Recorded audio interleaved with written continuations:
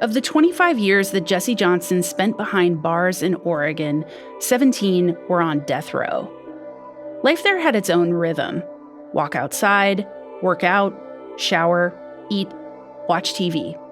He was one of 29 people on the row, living in this big, mostly empty wing of the Oregon State Penitentiary.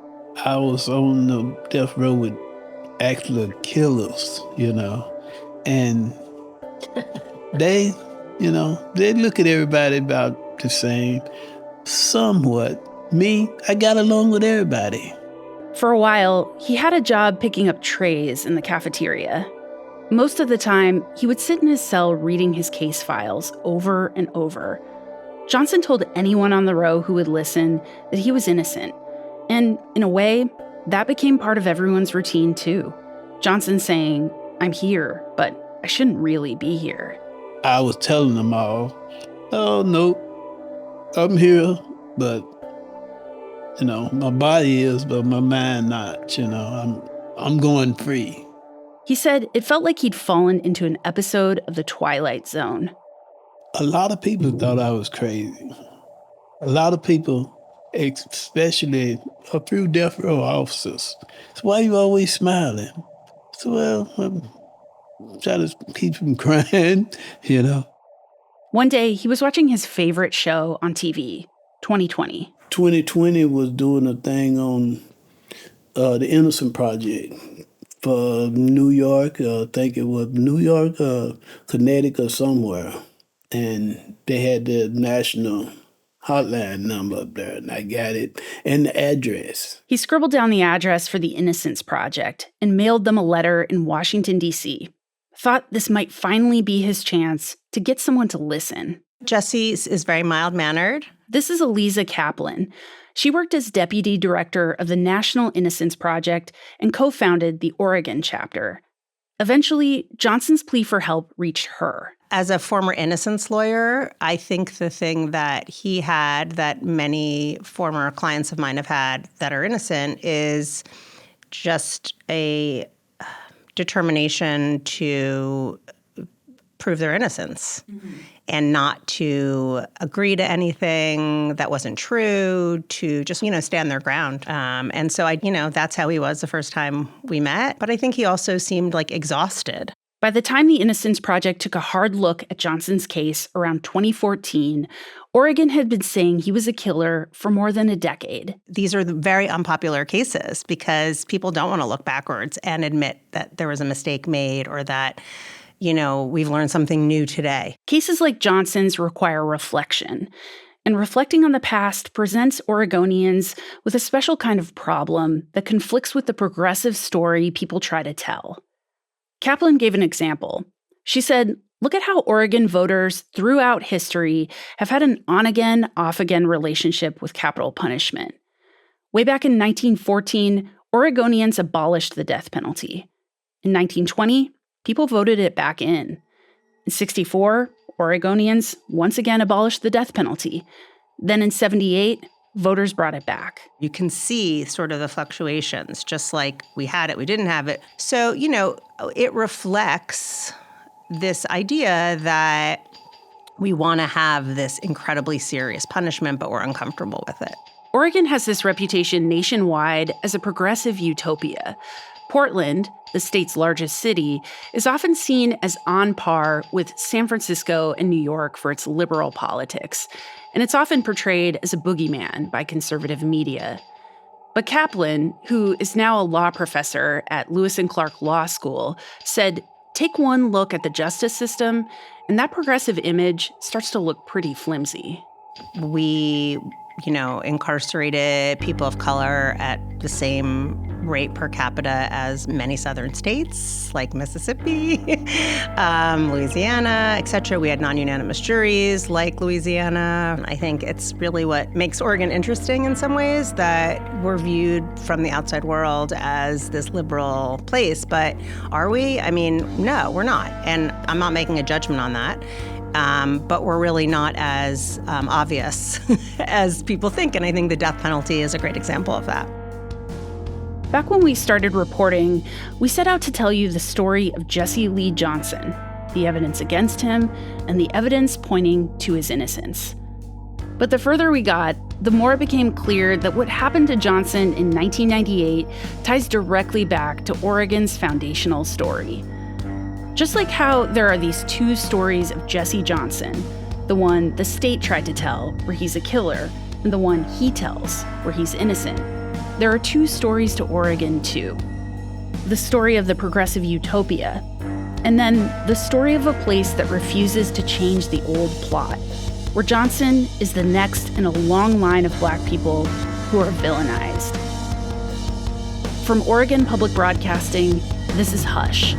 I'm Leah Satilli. This is Episode 9, State of Denial.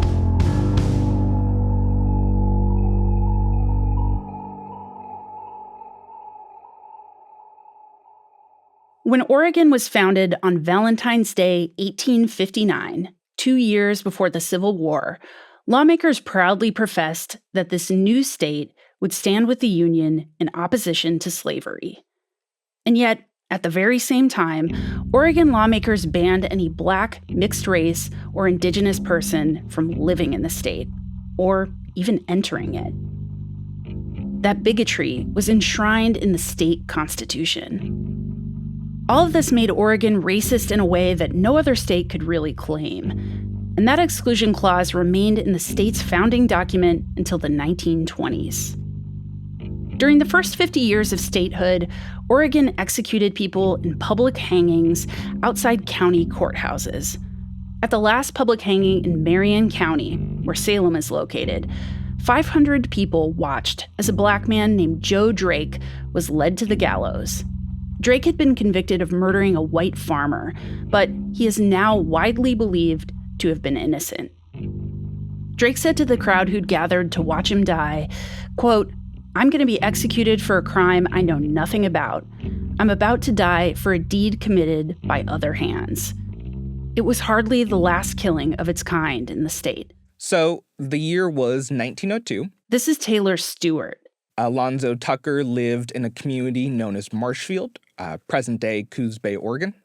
He was a boxer from California. Stewart runs a nonprofit called the Oregon Remembrance Project, and he's given a lot of speeches in the past few years about a Black man named Alonzo Tucker. He was accused of sexually assaulting a white woman, the wife of a miner from Libby, nearby community. And upon that news, he was arrested and a mob formed with the intention of lynching him.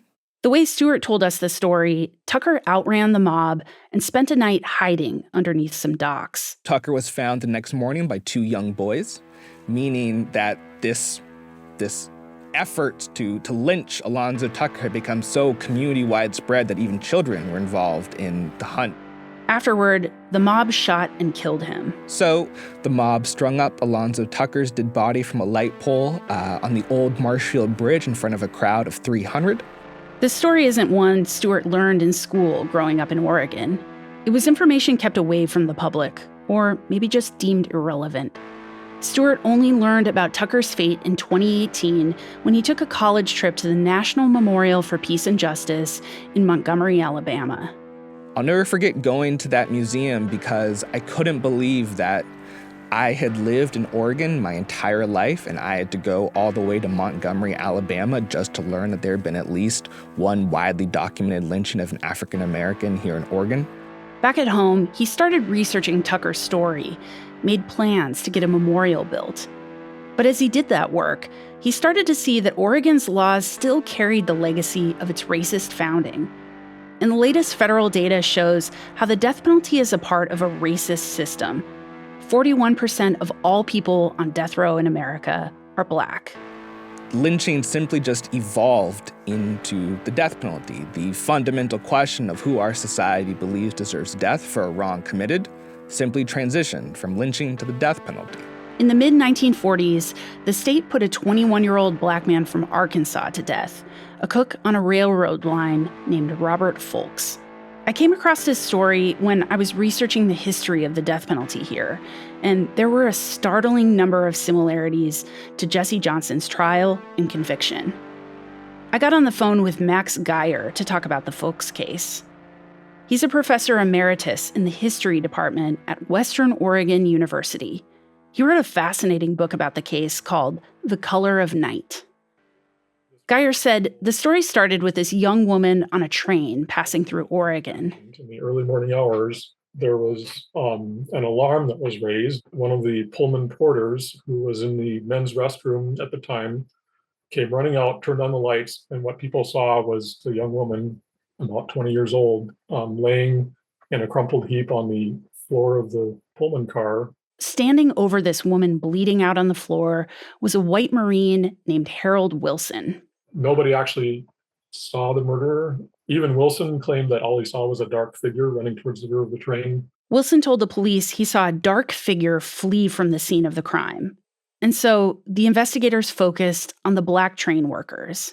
Geyer said they honed in on Robert Folks as their prime suspect because he was the only person awake at the time, cooking breakfast in the dining car.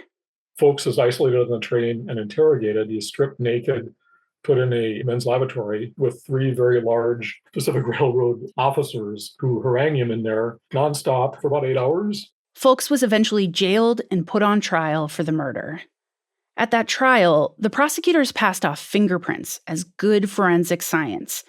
They also presented transcripts of 2 police interrogations of Folks, which they insisted contained confessions.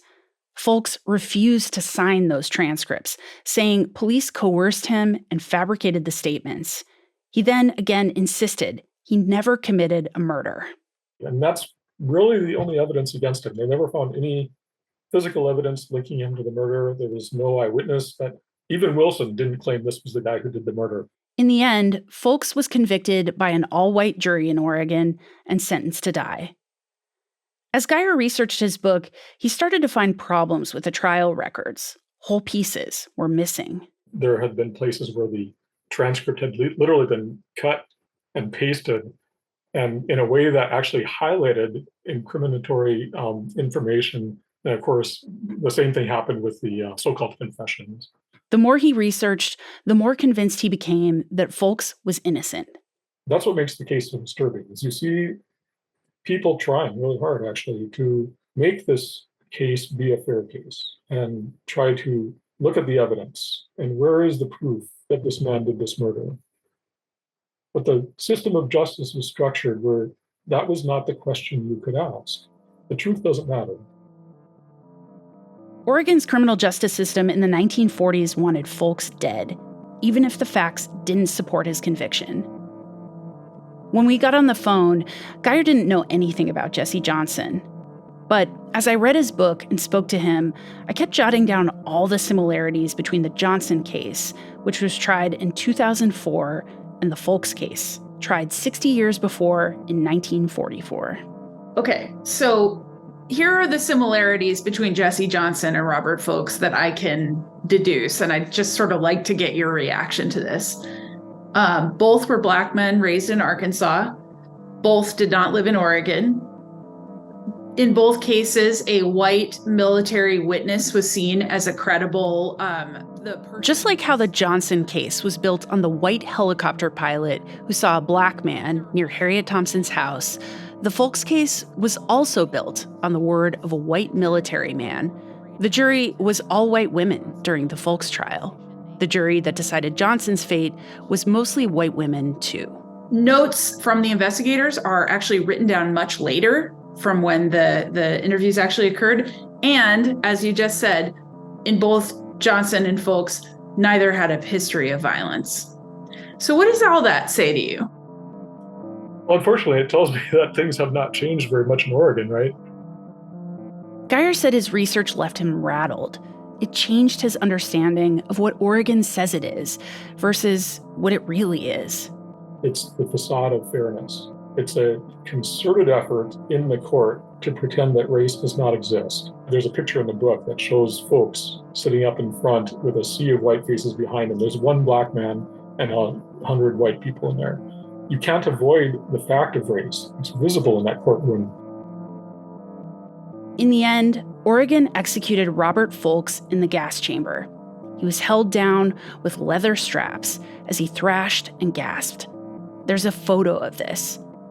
And in the background of that photo, faces peer through a death chamber window, watching him die. Every one of them is white.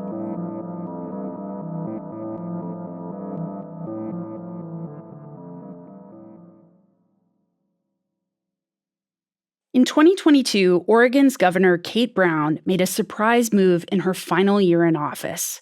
She commuted the sentences of the 17 people on death row to life in prison without parole.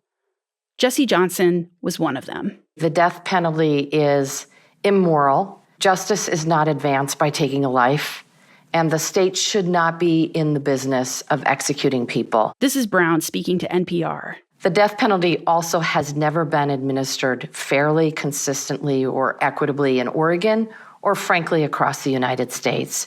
And what we know is that across the entire country, the death penalty has been disproportionately imposed upon people of color and people with mental illness. The death penalty has always functioned as the absolute endpoint of Oregon's biased system. So Brown's move was surprising because it was the most definitive rejection to date of that system. In the 2 years before Johnson was arrested, 1996 and 1997, Oregon carried out its last executions. Both men were murderers who waived their appeals, which essentially forced the state's hand. And quite suddenly, Oregonians' on-again, off-again affair with capital punishment became very real. On the dates both men were slated to die, people gathered outside the state penitentiary. There was a pro-execution crowd, cheering and celebrating, almost like those public hangings that happened 80 years before. And then there were anti-death penalty activists standing quietly, holding candles. Carl Kapoichis was one of those people. He said that just after midnight, someone from the prison came outside. Anyway, she came out and announced, the people of Oregon have executed so-and-so.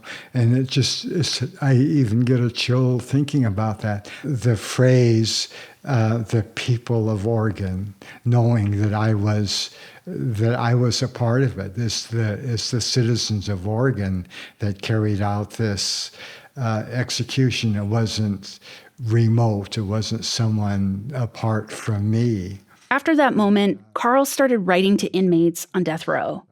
He got a pen pal, someone he knew nothing about, a guy from Arkansas named Jesse Johnson. In 2004, they began writing letters back and forth. And he would write back, beautiful penmanship, just really, really nice penmanship.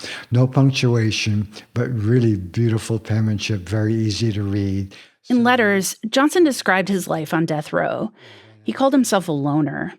Johnson told Carl he was innocent, just as he told the other people on the row. He seemed to have an unwavering faith that one day that would become clear to the world. And I learned that he was never a saintly kind of guy. He wasn't looking for trouble on the outside. He was just always looking for a good time. Where's the party? What's happening? Carl eventually visited Johnson in prison. They talk about sports mostly, how the Portland Trail Blazers were doing. Once, Johnson confided in him that, aside from his attorneys, Carl was the only person coming to visit. Carl came to see him 3 or 4 times a year for 16 years. He would tell me about growing up in Arkansas. There was one time when he was about 13 or 14, and he actually saved a person's life. They were playing around the tracks, the railroad tracks. It's that old story we told you about at the start of this show. The one that people back home told about Johnson, and that in prison, Johnson was trying to hold on to. The story of who he really was. And somehow Jesse got him off, and I don't remember the exact details, but that kind of told me about Jesse and about the kind of person that he is. Around 2013, when Johnson's case started having new appeals, Carl started going to those hearings, and he was struck by the way the court painted Johnson, this person he personally knew. I mean, all they were caring about was getting their way and getting Jesse prosecuted and getting him even executed, really. And it was almost like a game. Their game locked Johnson up on death row, cut him off from the rest of the world, threatened his life. And yet Johnson held onto his belief that one day he'd be free from Oregon. During one of our first conversations with Johnson, we asked him about those last men Oregon executed in the 90s. He wasn't there when those happened, but Johnson did tell us he met the man who was in charge of the executions. At one time, the lieutenant at the Arkansas prison where I was at was warden at OSP. What? Right before I got there. Yeah, a black guy. What was his name? Thompson. Okay. Thompson. Huh. That's crazy. and I remember when he was a lieutenant, and somebody asked him, did he remember me? And he said, I think so. What Johnson was telling us was that the warden of the prison in Arkansas, where he did time before he came out west, was Frank Thompson. Frank eventually moved to Oregon and became the head of the Oregon State Penitentiary. He was also the man who oversaw those last executions. Jesse Johnson is a black man from Arkansas who the state of Oregon intended to kill. And Frank Thompson is a black man from Arkansas who killed people that Oregonians wanted dead. It just seemed like a coincidence when Johnson told us, but it was actually a huge part of this story. We'd come to find out that Frank Thompson is one of the few people from Oregon's criminal justice system who wants to reconsider who Jesse Johnson is.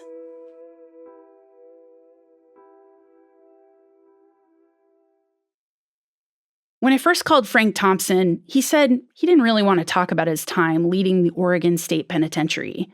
He's 81 years old, has a family, a life filled with better things to do than talking to reporters. But when I told Frank we were working on a project about Jesse Johnson, his tone changed. I said we had serious questions about the Salem police investigation and the way the prosecutors handled this case, which led to Johnson being sentenced to death. He agreed to meet us.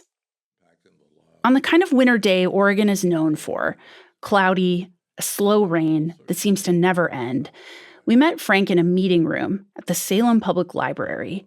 He wore a red checkered flannel jacket and a disabled military veteran's hat, leaned on a cane. Our first question was the same first question we asked Jesse Johnson. What made him come to Oregon? I was hired to put inmates to work. And by the way, we did that. In 1994, Oregon voters passed a ballot measure that said incarcerated people had to work 40 hours a week. Frank was the guy who made that law a reality.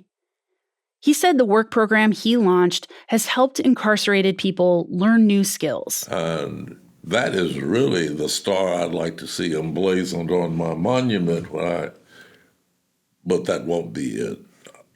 I'll be remembered as the one who executed 2 people largely. As superintendent, Frank was also in charge of executions. And he thinks about those men he was responsible for killing in 1996 and 1997 every day. Those deaths haunt him. A part of his past, the state's past, he can't escape. It's why he was hesitant to talk to us. Too many people lean forward and listen to me and go, what's it like to kill somebody? How does it feel? What was going through your mind? When I'm repulsed, unfortunately. Oregon had to execute those men on death row when they abandoned their legal cases. Suddenly, the state's extreme power to kill became reality. The last time Oregon executed anyone, it was in the gas chamber. Oregon hadn't conducted an execution in over 32 years. So that meant that it was on my shoulders to put into place an appropriate execution process from scratch. This time, the state would use lethal injection. And right there in Oregon's laws, it said that if the state had to execute someone, it was up to the prison superintendent to put together a plan. And that weight all of a sudden began weighing on me because I was internalizing the magnitude of what I was responsible for. I was responsible for training all staff for the first time in over 32 years, being the first black person over the largest penitentiary in the state. Frank had been a soldier, and so he treated this task like a mission. I developed an ability to go into this closet and focus on the objective and make up my mind, I'm going to get this done. He was in a kind of combat mode, but as he trained his staff, he could see the struggle everyone was trying to stuff down to get the job done. To this day, Frank feels he did what he had to do, and yet the moral weight of it is inescapable. Eventually, it crashed down on him, and Frank said he's still dealing with that. The scars are continuing to reveal themselves in a more refined, sociological, philosophical, personal sense. It strengthens my resolve to be against the death penalty. That's a long answer, but there's no short answer to your question. You can't kill anybody without being only one victim. Everybody's a victim. As Frank spoke, we could hear him struggling to reconcile the stories of his own life. There's the one where he's a black man living inside a state with a racist foundation. And then there's the other story, where he's a career lawman doing his duty for Oregon, in charge of carrying out its ultimate penalty. But executions in the state's past have been used to kill innocent black men. There is a sanction. The people who committed these kinds of crimes should, in my opinion, receive. But it's not the death penalty. The death penalty is inhumane, immoral. Frank wasn't overseeing the prison anymore when Jesse Johnson was sentenced to death in 2004. He'd moved on to another Oregon prison by then. He told us that circumstances were the only thing that separated him and Johnson. They're both black, both from Little Rock, Arkansas. Both ended up in Salem. They were born 20 years apart. Frank to teachers, Jesse Johnson to teenage parents. We were both screened by the same system. And it could have been me. It could have been me. Just a few days before we met, Frank talked to Johnson on the phone. So I said, well, I knew you were from Arkansas, Little Rock, aren't you? He said, yeah. He said, but when you were a warden here in Arkansas, I knew you then. This time when they spoke, they were on an equal plane. No longer a warden and an inmate, but two free men whose lives had been forever changed by the state of Oregon. Frank asked Johnson if he would be willing to come back and speak to the legislature about formally ending the death penalty in Oregon. And we don't know if that's going to happen, but the power shift is striking. This time it's Johnson, the man no one listened to for so long, who has the power. Frank thinks Johnson can put Oregon on a new path, convince people here to dismantle the system he helped build. All Johnson would have to do, he thinks, is tell his story. Say he was innocent, and that no matter how many times he said it, Oregon tried to kill him. I'm a spiritual person, and looking back over my having come to Oregon, I can't help but say there's a divine intervention of some sort that put me in a position to make a mark on this whole death penalty thing. But Jesse nails it. Jesse nails it. He was sentenced to death and is a free man now. And wherever you find discrimination in a governmental system, kills it as having any merit. So I'm the messenger now, and Jesse is the message. Eliza Kaplan, the former innocence lawyer, told us that when Governor Kate Brown commuted the sentences of the men on death row to life in prison without parole, that mostly resolved the issue.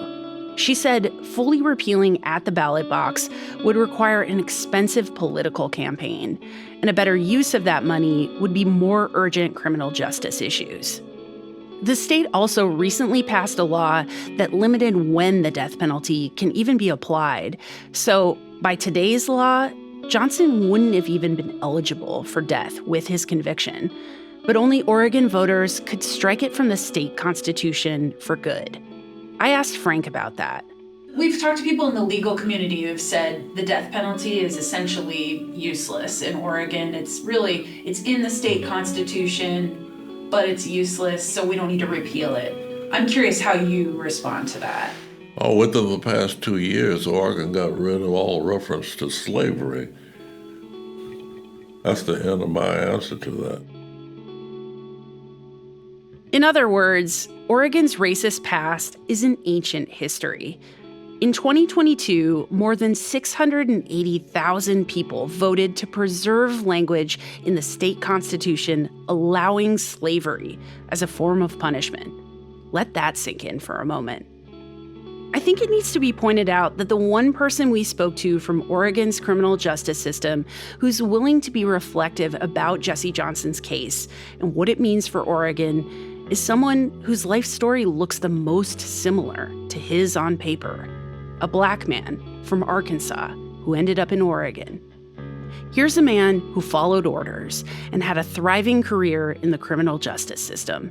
And now he's willing to say some of the things he did were wrong. Oregon, as a state, isn't willing to do that yet. Right now, Johnson is hoping the state will pay him $1.6 million in restitution for the years he lost in prison. But attorneys for the state are likely to fight his wrongful conviction claim. They're currently pushing back on several similar claims in cases where a full exoneration hasn't happened. We asked Oregon's Department of Justice for comment, and they said they would pay anyone who is, quote, actually innocent of the crime they were convicted of.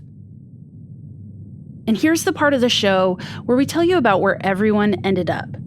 The lead prosecutor, back in 2004, who tried the Johnson case, he got promoted. He's at the Oregon Department of Justice now.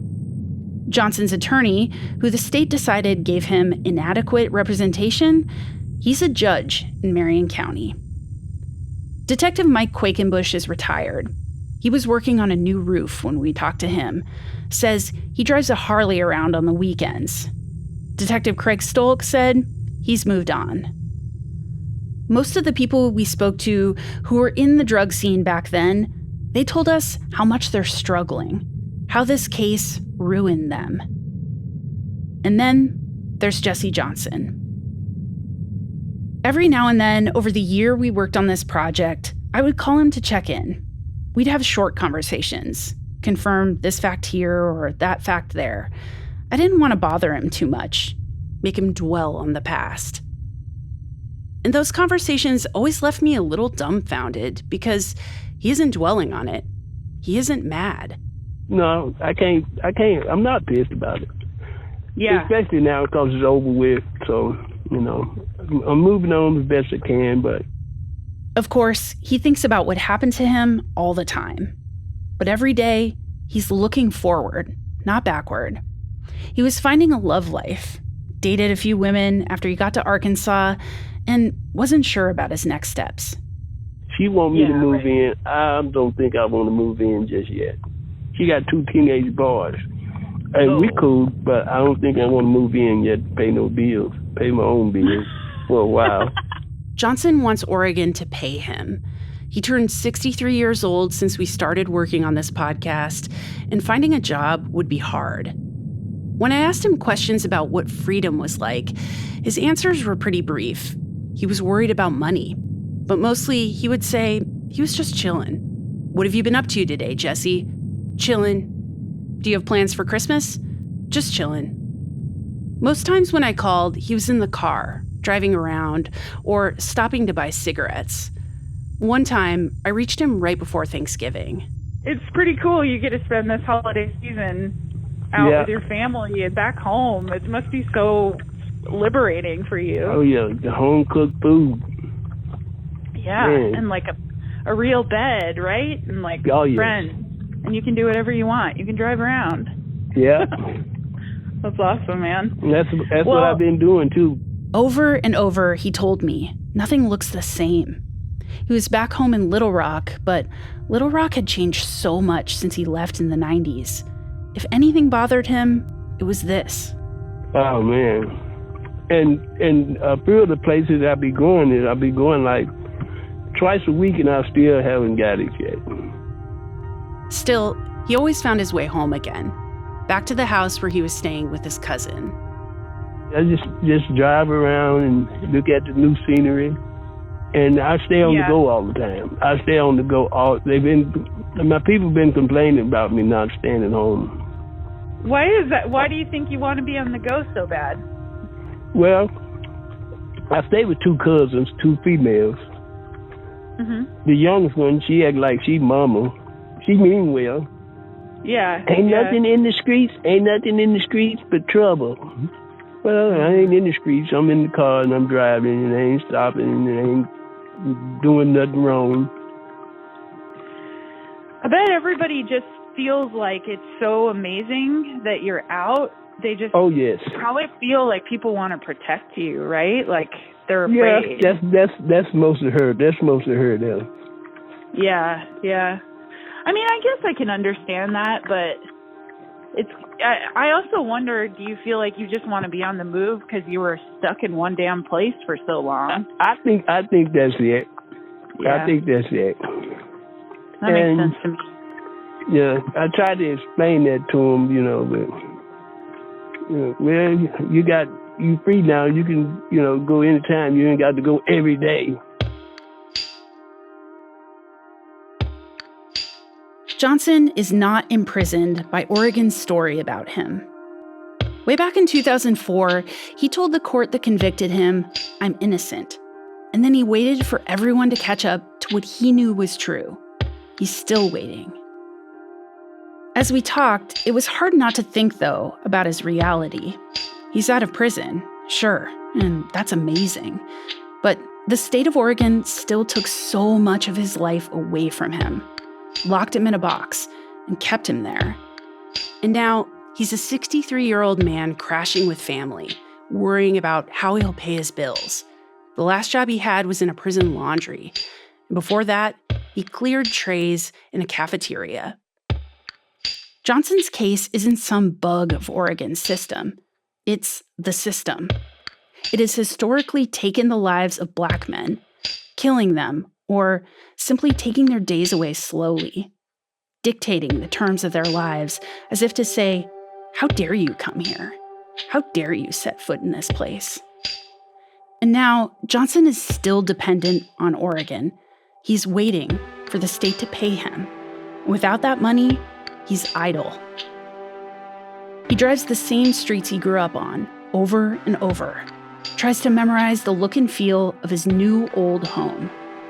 Along the way, he stops for smokes, then keeps going. He has this urge to keep moving, to stay moving. The scenery changes, and Johnson drifts with it. He's not aimless or lost. He's just trying to be free.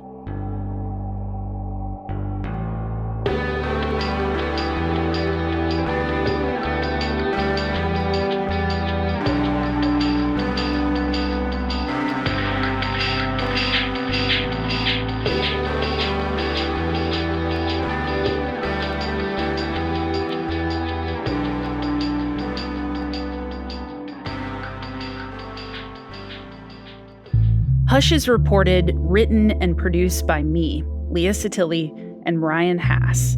Music by Joe Preston, with contributions from Ryan Hass. Anna Griffin is our editor. Stephen Cray mixed this episode, and Nalene Silva was our audio engineer. Our show art is by Dana Ryerson. Additional art and marketing guidance from Van Cooley, Jennifer McCormick, and Christina Wentzgraff. Tony Schick fact-checked this episode. Legal review was by Rebecca Morris. We had public records assistance from John Bile, Bella Sogard, and Nora Broker. Thanks to Sage Van Wing, Jen Chavez, Conrad Wilson, and Emily Curitin-Cook for helping shape this series. Michelle Oko, a law professor at Lewis and Clark Law School, provided consultation on this show. Thanks to all the members who make podcasts at OPB possible. If you'd like to go deeper on this episode, check out the documents we've put online at opb.org/hush. You can also email us with tips for future reporting at hush@opb.org. And if you're enjoying this podcast, please subscribe and leave us a review on your favorite podcast app. Or just tell a friend. It helps the show grow and is a great way to support our work.